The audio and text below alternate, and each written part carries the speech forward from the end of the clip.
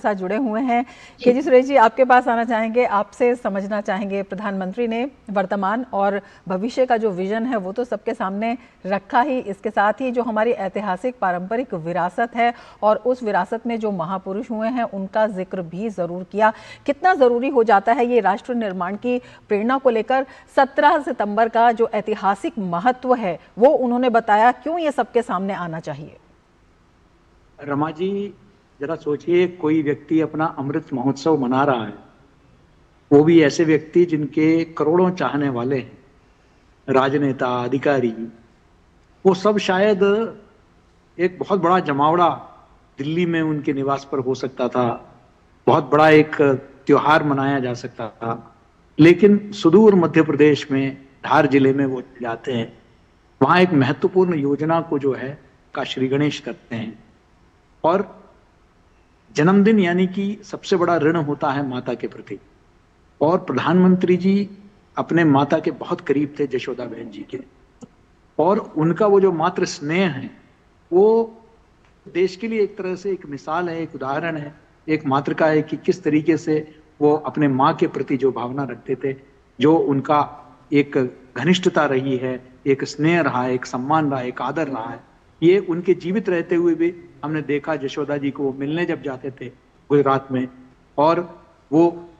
तो ये हम पूरे देश ने देखा है। और आज के दिन उन्होंने महिलाओं के लिए इतनी बड़ी योजना जो है उसका श्री गणेश कर एक बड़ा सशक्त महत्वपूर्ण संदेश दिया है पूरे समाज को कि हमारी माताएं, हमारी बहनें, उनको जब तक हम आगे लेकर नहीं चलेंगे, एक तरह से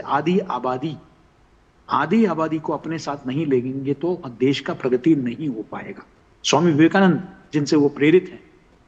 वही भी नरेंद्र थे, नरेंद्र नाथ दत्ता थे। तो ये नरेंद्र मोदी जी जो हैं, ये उन्हीं से प्रेरणा पाकर उन्होंने कहा था कि जिस देश में आधी आबादी का सम्मान न हो वो समाज कभी प्रगति नहीं कर सकता है। और उसी को प्रेरणा वाक्य, अपना ध्येय वाक्य मानकर लगातार, अभी देखिए मणिपुर गए थे, ईमो मार्केट जो है, जो ईमा, जो वहां की जो महिलाएं, जो हाट, इस तरीके से पूरे मणिपुर में अलग अलग जिलों में खोलने के लिए उन्होंने जो है उद्घाटन किया, उन्होंने ऑनलाइन उद्घाटन किया उसको इम्फाल से। हर जगह जहां भी जाते हैं महिलाओं का एक महत्वपूर्ण आयाम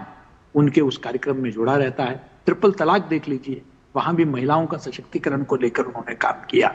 तो महिलाएं उनके पूरे योजना में बड़ा महत्वपूर्ण है। दूसरा, आपने जो सवाल पूछा, धार जिला क्या है? राजा भोज,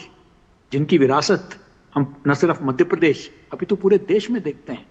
बड़ा तालाब से लेकर जो ऐतिहासिक जो उन्होंने कार्य किए हैं वो हम सबके समक्ष है। और ऐसे व्यक्तित्व के जो कर्मस्थली रही है, राजधानी रही है, उस धार में जाकर जो है वे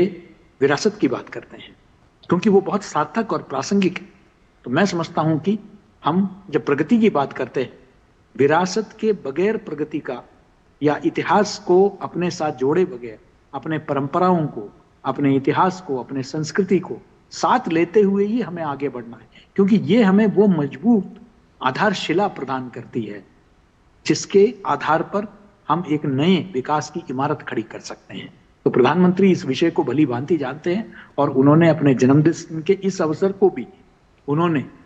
उसका सदुपयोग किया और समाज और देश के लिए